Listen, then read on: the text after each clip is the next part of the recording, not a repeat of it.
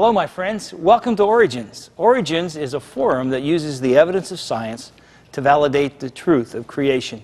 My name's Don Chapman, and it's my privilege to be your host.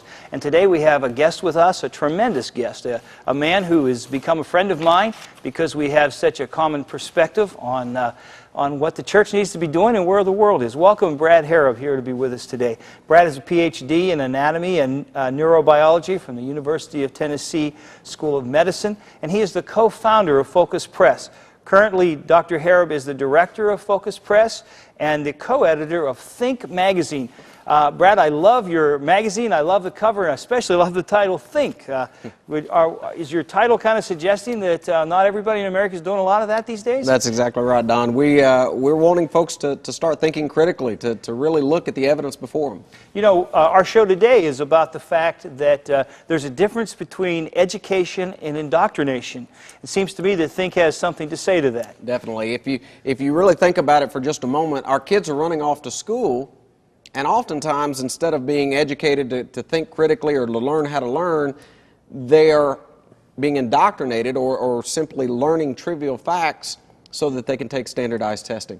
Now, it seems to me that an educated person is a person who has learned to think critically, to take in information, evaluate that information, and make intelligent, logical decisions. Would you agree with that? I would agree. And it would seem to me that whether you were a secular humanist or a Christian or a Muslim or a Buddhist or whatever, that that would be something that would appeal to you, that we would want to be raising thinking people. You would think so, and yet if you look at the system as it's designed right now, most of our kids, they go through 12 years of schooling, and yet they really don't know how to think critically. Now, our title today is Evolution Indoctrination. That a part of this process of teaching our children just to think as they're told to think and not to really think for themselves is the whole system of evolution. Has that always been the case in America? No, not at all. In fact, if you think with me for just a moment, you know, if we were to walk down the hallway 30, 40 years ago, maybe in the 1940s, 50s, you know, the common problems during a classroom setting would be something like maybe chewing gum or cutting in line or somebody speaking without raising their hand. I knocked over a trash can once. Exactly. And you know, the discipline was there, the education was there. It was a totally different environment. But if we fast forward to 2007, 2008, 2009, and we look at what our young people are going through today, we know, for instance, there's security monitors all throughout schools. We know our kids are having to leave home early just to get through metal detectors. And we know it's a normal ritual nowadays for them to have drug dogs running up and down the hallways. Definitely, you know, a different environment from what little Billy or little Johnny had 50, 60 years ago and what he's facing today. In fact, there's probably some naivete among parents because they envision the school being as it was, and that's not what it is anymore, is it? And you know, a lot of parents, myself included, we are products of a public school education. There was a time where, you know, it was a great thing to say, hey, you know, America, we've got a great public education. Today, things are different. It's different. I want us to look at that difference a little bit today. I'm excited to talk to you about it. You know, it scares me when you talk about indoctrinating our children instead of educating our children, because as I look back over history of the 20th century, this isn't the first time this has been done. Usually it's done by people who are working towards a dictatorial kind of government. That's right. In fact, Adolf Hitler once made the comment, he said, "Let me control the textbooks, and I will control the state." You know, he knew that if he was going to start a new world order, the first thing he had to do was infect the minds of the young people. That's kind of scary. I've read of Stalin and Mao Zedong making very similar kinds of statements, that the one thing they were demanding early on in their dictatorship was to be able to control what went into the minds of children. And you're saying that's basically what's happening today in our public schools? You know, if you look at exactly what Hitler was trying to get across to the older generation, he went on at one point to comment, he said, when an opponent declares, "I will not come over to your side," I calmly say, "Your child belongs to us already. What are you? You will pass on. Your descendants, however, now stand in the new camp, and in a short time they will know nothing else but this new community." You know, Hitler made it plain parents, adults, we don't really care what you think, because we're going to be able to make our changes with this next generation. You know, Brad, that puts chills down my back, because when I read Hitler saying your child belongs to us already, I think of the motto at MTV, which is "We own this generation." That's right. And so that's not a Christian perspective coming out of MTV. Exactly. It's a total hedonistic perspective. And they're saying, we don't really care what you folks over 30 or 35 or 40 think. We already own your kids. That's exactly right. And that's pretty ominous. You know, if you think back in history, it hasn't always been that way. Definitely here in the United States, there was a time where God, the Bible, Christianity were not only mentioned in the classroom, it was the norm. And yet you look at it today, and a lot of classrooms, they've silenced the pledge because it contains the phrase, "one nation under God." Prayers have long since ceased. And so instead, kids sit there and they discuss the debauchery they committed over the weekend and learn, you know, new foul language and other vile things. And one of the books that sort of epitomizes the heritage of our nation was the McGuffey Reader. Exactly. If you think back, maybe you look in your parents' or grandparents' attics, you find copies of a classic, McGuffey's Readers. There were actually 6 different readers that were published by William McGuffey, late 1800s. They were used in the early 1900s.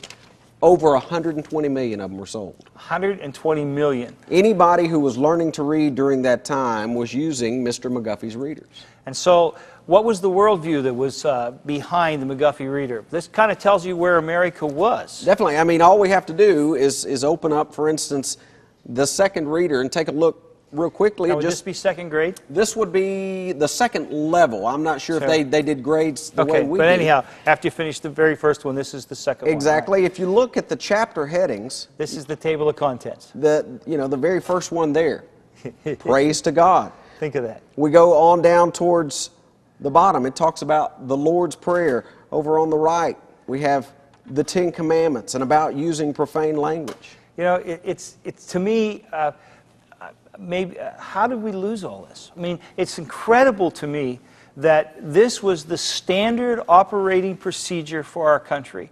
And we've come to a point today where it seems to me people would be more upset, at least some people, the elitists in control, would be more upset that you were teaching people that A, there was a God, B, that you should praise Him, 3, that we should learn to pray, and 4, that there's right and wrong wrapped up in 10 statements God made. They're more concerned of that being taught than they are kids learning to use drugs or having sex outside of any, I was going to say marriage, but outside of any moral boundaries. Yep. Where did we go from good being called good to good being called evil? You know, if you think back to the 1940s, 50s, 60s, there were some court decisions made where they started reversing what the idea of separation of church and state really was meant to insist. Originally, when Thomas Jefferson wrote to the Baptist Danbury Convention, he was telling them, look, the government's not going to interfere with the free exercise of the Christian religion. That's right. Today, we're being told we've got to get rid of, on the screen here, you see lessons that are teaching, for instance, about profanity or the 10 Commandments, and they're telling us we have to silence God in the classroom. We have to get rid of it. Now, just so our folks don't think that this page is an aberration, take us through a little more of McGuffey's Reader. Let's look at the third one, for instance. On the third reader, you'll notice highlighted here we've got one on the goodness of God. And it's not just McGuffey. You look at, for instance, the Blueback Speller. Noah Webster wrote the Blueback Speller all the way back in the 1800s. And as young people, when they were learning basic words, word structures, you'll notice here, Don, things like the Holy Bible is the book of God. That was one of his definitions in his dictionary for. That's right. Yeah. That's right. Top of the page here, it says, good men obey the laws of God. God created the heavens and the earth in 6 days, and all that was made was very good. Now, think about planting those seeds in the hearts and the minds of a young person versus what we see today. So once you get done with reading class, when you went to science class, you were already assuming that everything you were learning in science class was you were learning about the creation of God. Mm-hmm. And think of the different lens that gives you when you go to science class. Couple more. Preacher is to preach the gospel. Here you notice basic word structure. They talk about Christ, Christian, and Christendom. And ironically, America was known as a Christian nation. Yes. Had you gone overseas, even if you were Muslim, Buddhist, whatever, if you uttered the phrase, "I'm from the United States," they assumed that you were Christian.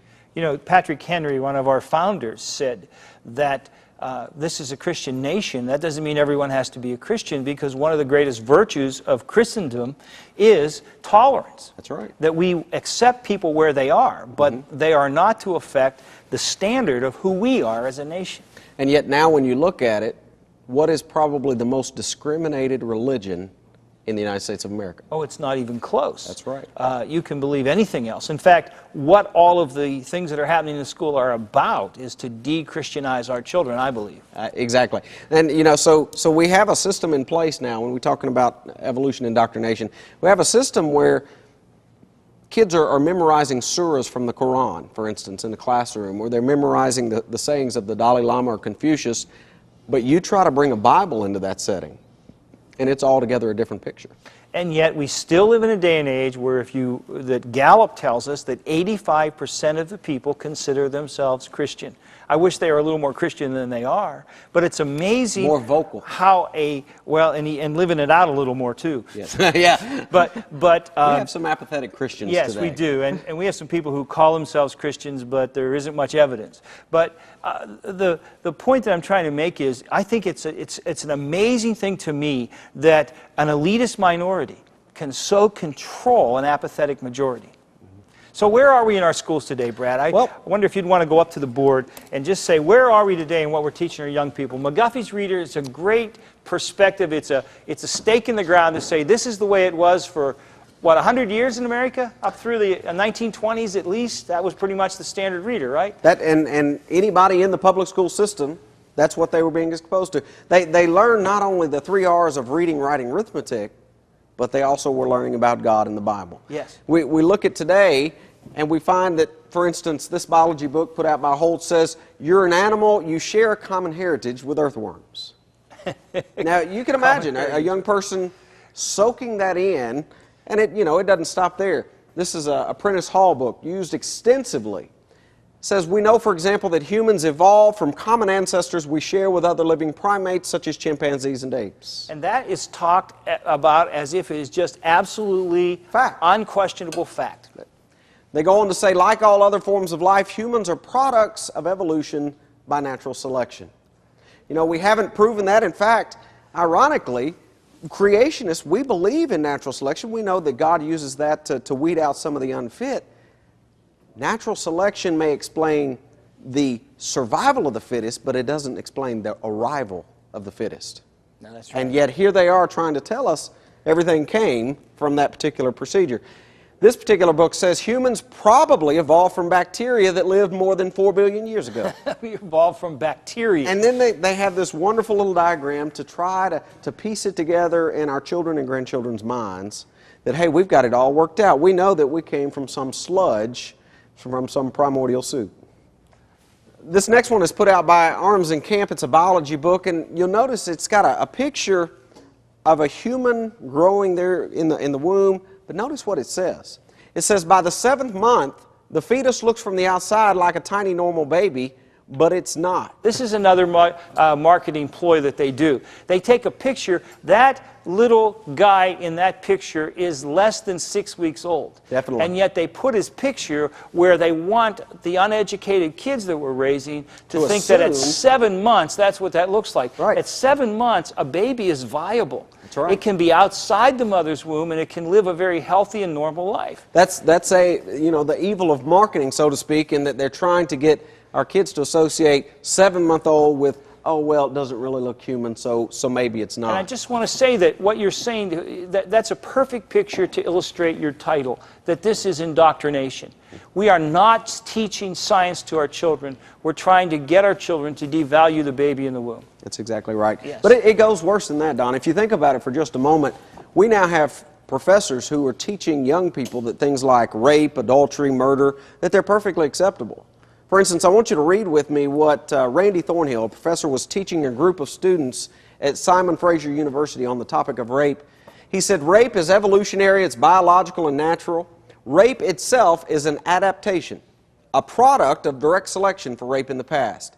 He said our male ancestors became ancestors in part because they conditionally used rape. You know, if a student from his class went out that next weekend and raped a young lady from that college, I wonder if he could be charged as an accessory to the crime. Exactly, because he's just pretty much given a rubber stamp that, hey, it's okay. It's natural. Yeah. Doing what comes natural. We have professors like Steven Pinker who are saying, hey, if a mom takes an infant, throws it into an oven up until about the 6th month, she shouldn't be punished because, after all, she may just be trying to thin out the family as some kind of a survival mechanism that she evolved. These seeds will eventually produce some type of fruit. And if you think for just a moment, what kind of fruit are our kids going to be harvesting if they're thinking that rape is acceptable, that a 7-month-old in the womb is not really a human child? You know, you look 5-10 years out in the future and you can see what this indoctrination has really done. One of the sad parts is, Don, they're not waiting for our kids to get old enough really to defend themselves. I mean, on the screen you see book after book after book, science books, but if you think about it for just a moment, they are starting them literally in the 1st grade. You know, here we see a Merrill science book. It's for 1st graders. We open it up and we find the author saying the earth has changed much since its formation 4.5 billion years ago. So we have an absolutely fact. We know exactly when the earth started, how old it is. And you've got a 6-year-old who is already coming to terms with their existence through a billion-year-old earth. Yes, and there's no evidence for that. It's just stated like roses are red. Well, and you think about it for just a moment. How many 1st graders do you know of who are going to question their textbook? Well, they're not. That's the part of being that young, is that when they're little lambs, you can write anything on their heart. So, Don, by 1st grade, children often have more atheistic seeds planted in their mind than they do seeds from God's Word. And, you know, it doesn't get any better. They run off to school 2nd grade, reinforcing the same thing. It says, since its formation 4.5 billion years ago, the earth has changed. Now, you know, here we have a 7-year-old child, and in fact, if you think about it for just a moment, the bottom of the page, you'll notice it says, in addition to these physical changes, life too has evolved on earth. And so we have a 7-year-old who is already coming to grips with his or her reality, how they got here, their origins, through an evolutionary perspective. Another textbook, Prentice Hall General Science book. It says, how was the universe born? How will it end? Most astronomers believe that about 18 to 20 billion years ago, all the matter in the universe was concentrated into one very dense, very hot region that may have been much smaller than a period on this page. For some unknown reason, this region exploded. This explosion is called the Big Bang. Now, how many young people have come to grips with their very existence through that Big Bang explosion? I mean, that, to me, that's what we're teaching our young people today. And so there's almost now in place in our public schools a seamless plan of indoctrination from 1st grade on. That's right. To just, without ever questioning, without ever looking at the other side, to assume the basic tenets of evolution. Folks, we have to take a break, but when we come back, Dr. Brad will be down here with me, and we'll talk about the seriousness of the situation and what we as Christians can do about it. So don't you go away. We'll be right back. Creation versus evolution. You weigh the evidence. Random mutations. Fabulous fossil folly. According to evolutionists, we exist because random mutations turn simple organisms into more complex creatures. If so, where are all the leftovers and mistakes? Where are all the fossils showing evolution? Through the years, we've been exposed to many hoaxes, but we haven't found one evolutionary fossil. Instead, we see millions of fossils that actually indicate creation of many distinctly different species at one time.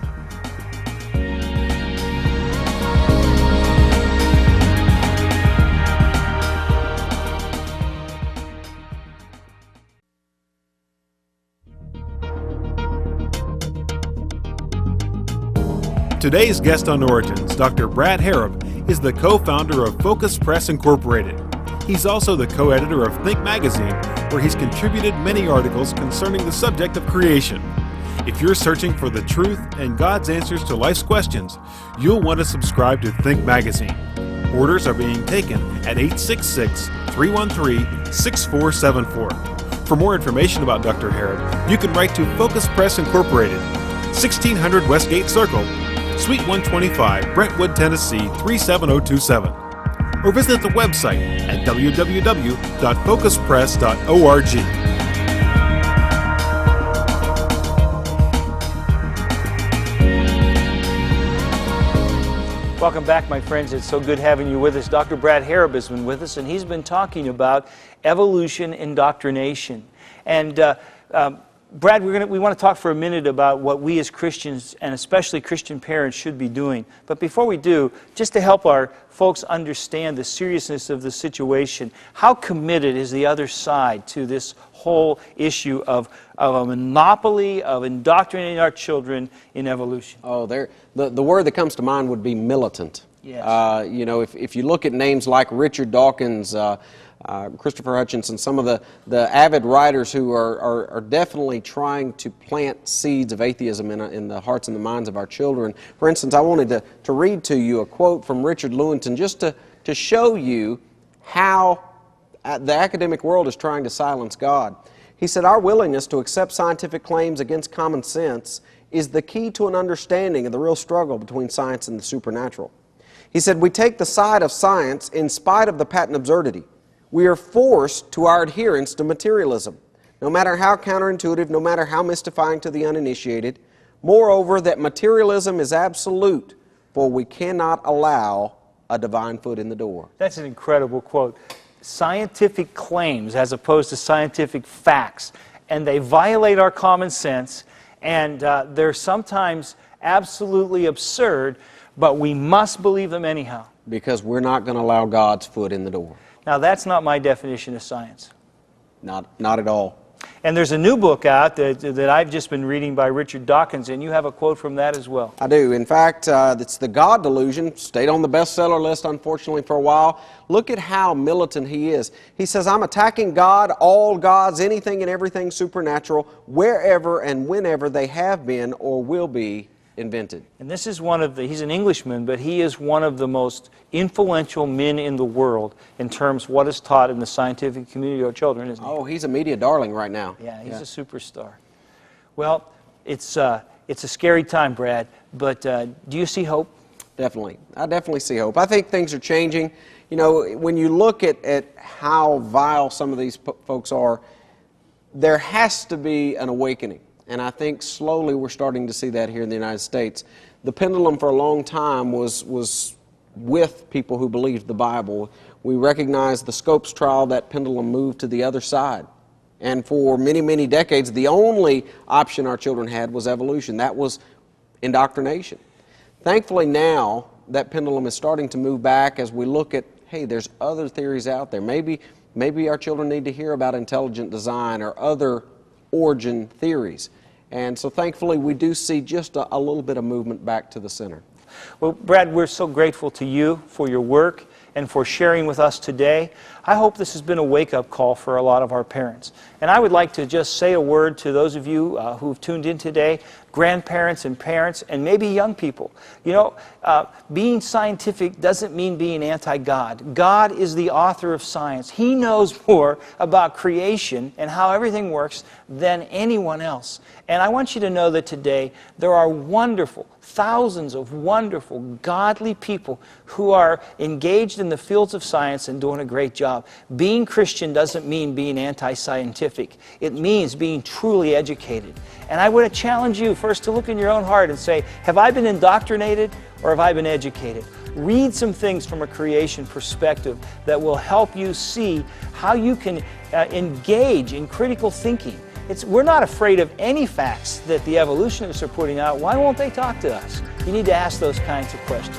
And you know, it's God's view that He created you, and that should be your worldview too. We'll see you next time, my friend.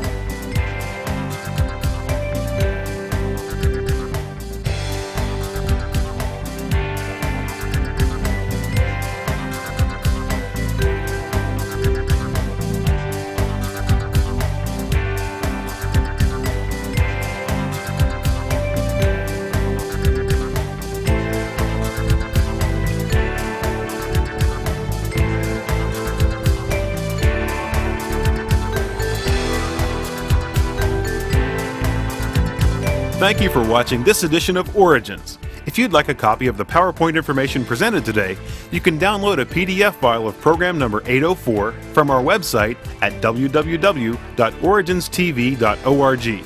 Or for a DVD of this series, send a $12 donation to cover shipping and handling and write to Origins Program number 804, Cornerstone Television, Wall, Pennsylvania 15148.